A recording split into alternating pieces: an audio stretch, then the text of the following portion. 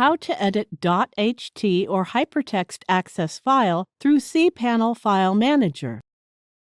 Log into your cPanel account and you will be on this page. Now go to the Files section and click File Manager. There is a list of file directories that contain the .ht access file.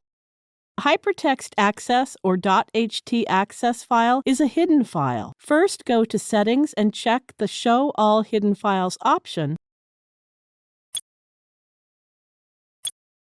Click the Save button.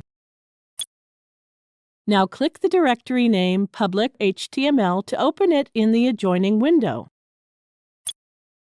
First, right-click the .ht access file, then select the Edit option.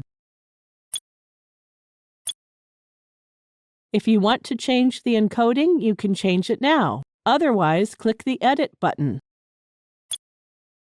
Let's make some changes to the PHP version as per our requirements. Now click the Save Changes button to save it. Success! We have made changes in the .ht access file. Thank you for watching.